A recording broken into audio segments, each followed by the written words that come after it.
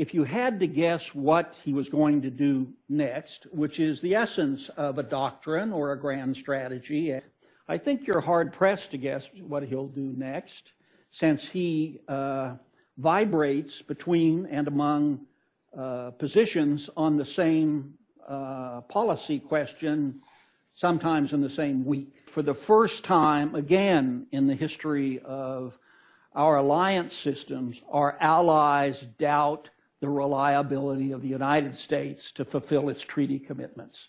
I worry greatly that once trust is broken, it is hard, we know, in our personal relationships to rebuild it after a violation of trust, which is so fundamental. He's weakened deterrence in both Asia and Europe through his questioning of our alliance system.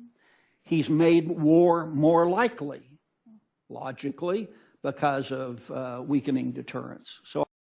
And he's very explicit that he thinks lack of preparation for meetings liberates his cunning. But in a real crisis in which the balance of war and peace is vibrating, do I want someone who says, again, proudly, he doesn't read any administration papers, doesn't need them, he doesn't need a process. Again, he says he knows more than the intelligence community. He says he knows more than the military. He disparages the State Department as an institution. So, if confronted with a major crisis of the kind you describe, of course a responsible citizen is worried about how he will react.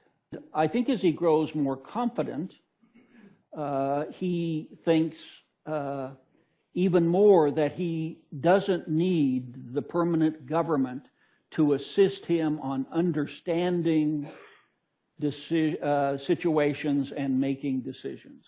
What are the alternatives? What's he going to do if this breaks down, if the North Koreans resume testing? And does that mean war on the Korean Peninsula? And of course, that would be catastrophic. I can't discern any grand strategy toward the rise of Chinese power, although I congratulate them for recognizing the strategic intentions of China. So yes, and that of course is rigorous and requires lots of thought and reflection and debate, almost none of which I can see is happening anywhere near the Oval Office. Another habit of saying agreements negotiated by his predecessors are the worst agreements ever, and then making minor changes in them and saying they're the best agreements ever. Should he have said it in public first? No. Should he have sent his ambassador, his envoy in to say to them, if you don't do something about this, there's going to be a consequence? Yes. The president is unfamiliar with what in olden times was called diplomacy. Builds up NATO, military capability, during a period when the president says there's no threat from Russia. Well, how do you get at that? And by the way, his policy toward Russia gets an F. And I can't explain this curious infatuation he has with Vladimir Putin. Now, trust, it's what I addressed earlier. He has perforated trust among our friends. They have, and the polls show this, and they say it, they have no trust in the American president. So that presents them, as you imply, with the dilemma of how do we calculate our policies when we don't know what this man will do tomorrow, is how to restore trust among our allies. The United States cannot succeed in the world over time without our alliance system. And we cannot deal with the rise of Chinese power without our alliance system. And he's assaulted the American alliance system from the day he came into office. And that is, I fear, very long-lasting and enormous challenge for the next president. One other point about the Russia policy. The president says this is the toughest Russia policy ever. Well, that does not have the benefit of being true. Okay? But that's not the question to ask either. The question to ask is the Russia policy commensurate with Russian violations of American national interest? That's the question. And the answer is absolutely not. The president attacks and divides every day on that score, weakening the unity of American society, which in turn weakens our power projection. So that's number one.